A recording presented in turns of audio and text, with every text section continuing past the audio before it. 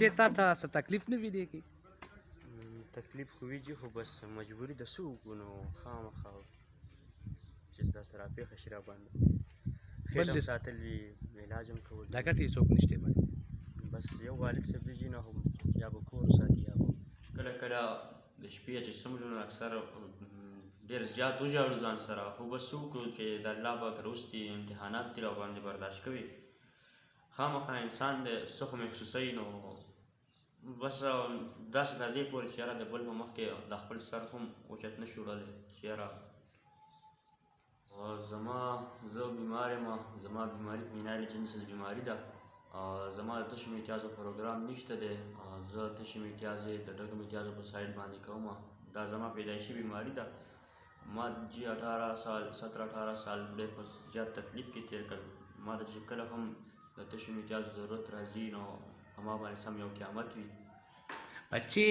ستا نوم او ته د کوم ځای اوسېدونکی؟ زما نوم عبدالرؤف دی او زما تعلق زیارت کاکا صاحب پهاړي علاقې سره دی زه جی بچپن کې هم چې زه پیدا شوم په 2مه ورځ په 3مه ورځ دغه شان دی بیا ورته وایي چې یاره 3 میاشتې 4 میاشتې تر 7 کالو پورې زه پېښور ته تللی وم هغوی ما ته علاج ممکن دغه ونه کړو یاره ته ستا علاج نه کېږي نو بس زما مور پلار بیا هغې نه بعد مطلب زړه وپالو چې یاره علاج نه کېږي ممکن نه دی نو یې به صبر وکړو او بیا زه بس دا 2-3 کاله وشول چې زه په خبر پوه شوم هلک ډېر ما منډه تړه شروع کړه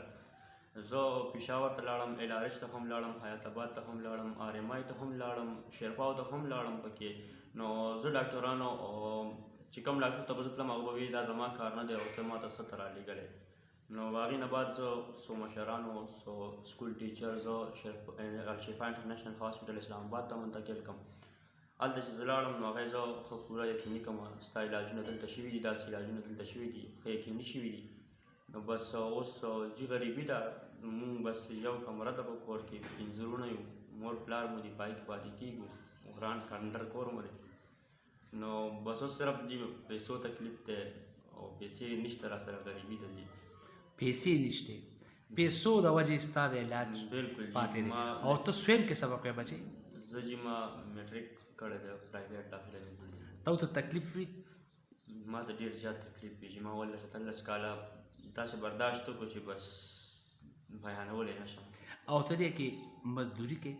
زه چې دلته کې مزدوري کوم تنخواه څومره راکوې تنخواه 8000 کې ستا گزاره نه کېږي بس نن سبا هر چا ته پته ده چې ګزاره څنګه ته مخیع حضرات ته او حکومت وقت ته څه مطالبه کوې؟ زه مطالبه دا کوم چې بس زما غوندې کې ما سره څه مرسته وکړي داسې هر غریب سره مرسته وکړي زما د هم علاج وشي داسې د هر غریب د خیال وساتلی شي سر کله کله د شپې چې څومره اکثر